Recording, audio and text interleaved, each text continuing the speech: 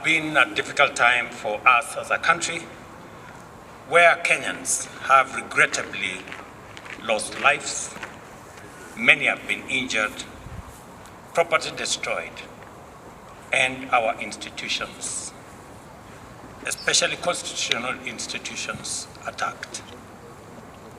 Once again, I extend my deepest condolences to those who unfortunately lost their lives. One life, as we all know, lost is a life too many. To the mothers, fathers, siblings, relatives, and friends of those who lost their lives, my deepest sympathies and condolences to you all. Equally, to the many others who are injured and recuperating, I wish them quick recovery. The government of Kenya will support all those who've lost their lives and those who've been injured. Despite all this, as a nation, we are finally discussing issues. We are not discussing tribes, personalities, or political formations, but rather we are discussing issues that affect each and every one of us.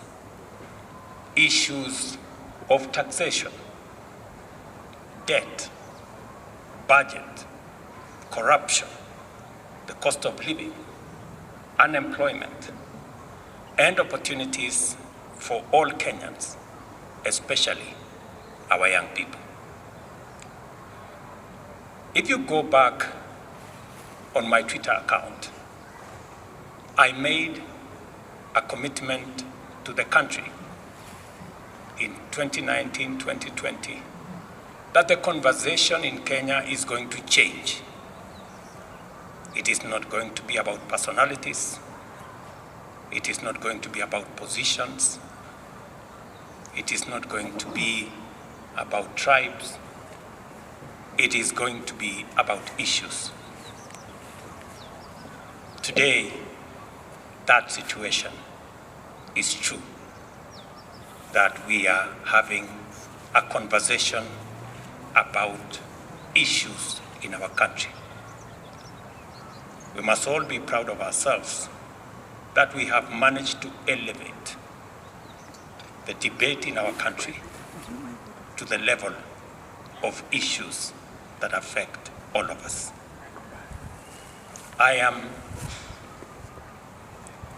very happy that we are having a conversation about jobs for our young people, about opportunities for business, about manufacturing, about taxation, about debt, and all the other things that are important to all of us. I make this statement to highlight the actions taken in response to the overwhelming public feedback in the recent days, and to fulfill my commitment to continuously and effectively listen to the people of Kenya, and to underscore my intention to always take public contributions in good faith, applying them to enrich policy making, governance, and government programs. Public debt is and continues to be a major point of engagement and conversation in Kenya. I have today appointed an independent task force to carry out a comprehensive forensic audit over our public debt and report to us in the next 3 months.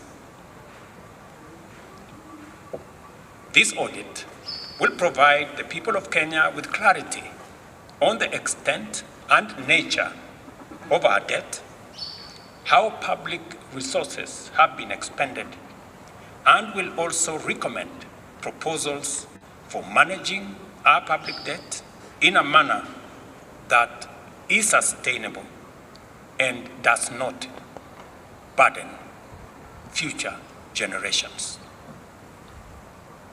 The consequence of withdrawing the finance bill is the reduction of our revenue targets by 346 billion. Over the last few days, our Treasury team has been assessing the adverse impact of either reducing the budget by 346 billion in full or borrowing the 346 billion in full. And cutting the entire amount in our assessment would significantly and drastically affect the delivery of critical government services, while borrowing the whole amount in full will occasion a fiscal deficit by a margin that would have significant repercussions on many sectors, including our exchange rates and interest rates. We have since, after extensive consultations, struck a middle ground, and we will be proposing to the National Assembly a budget cut of not the entire 346, but a budget cut of 177 billion, and borrowing the difference. Whatever we are going to borrow, the difference will increase our fiscal deficit from what I intended to be 3.3% of our GDP. It will now go up to 4.6% of GDP, still lower than last year, and will be used to fund some of our critical government services. We will use the money that we will borrow to protect funding for some of the critical areas that the people of Kenya have asked me to protect. They include hiring of junior secondary school teachers and medical interns, funding the milk stabilization program for our dairy farmers, reviving our stalled road projects that are in many parts of Kenya, retaining the fertilizer subsidy program that has helped us manage our cost of living, settling the debt owed to farmers in our coffee sector, capitalizing the coffee cherry fund to support our farmers in that sector, enabling public-owned sugar mills to pay outstanding debts to sugarcane farmers for their deliveries, additional funding for higher education, new funding model that was in our plan will now receive additional funding, settling arrears owed to counties, settling arrears for NGCDF, and settling arrears for our pensions. Accordingly, in keeping with the enhanced austerity measures we have committed to implement and align government expenditures within the budgetary implications of the withdrawal of the Finance Bill 2024, the following actions shall be taken with immediate effect towards the realization of the new budget. 47 state corporations with overlapping and duplicating functions will be dissolved, resulting in the elimination of their operational and maintenance costs, and their functions will be integrated into the respective line ministries. Staff currently employed by the affected corporations will be transferred to ministries and other state agencies within government.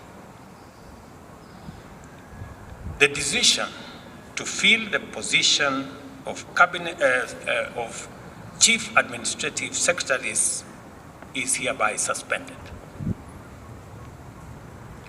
The number of advisors in government shall be reduced by 50% within the public service with immediate effect.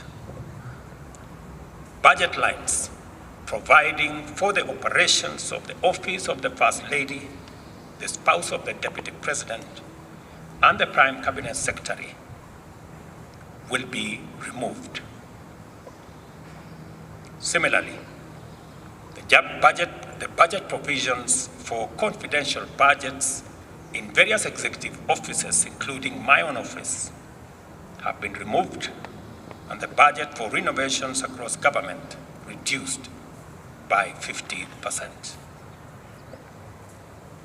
Henceforth, public servants who attain the retirement age of 60 shall be required to immediately proceed on retirement with no extensions to their tenure of service whatsoever.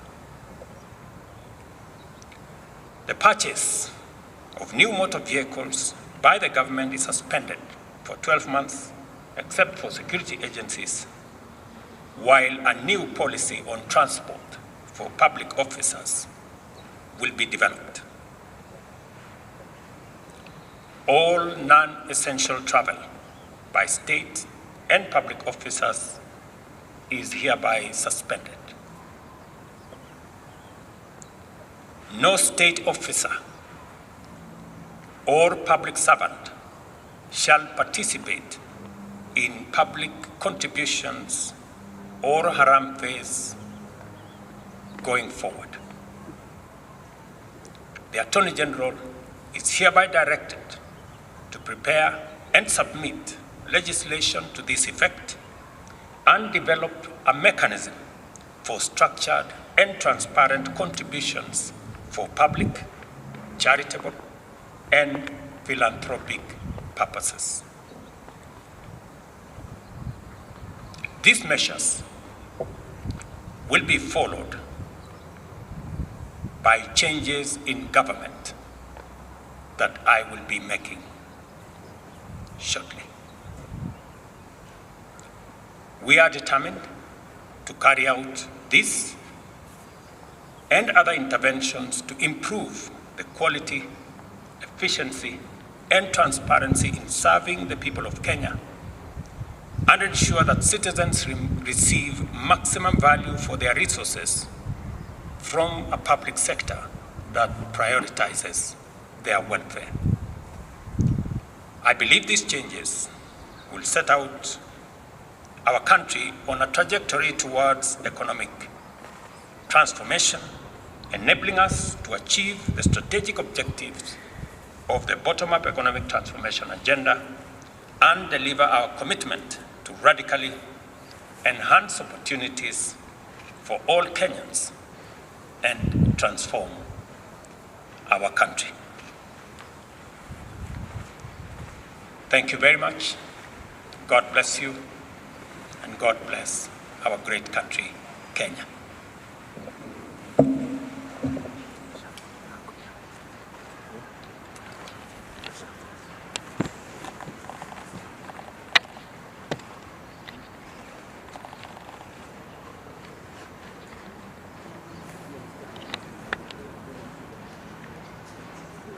Thank you.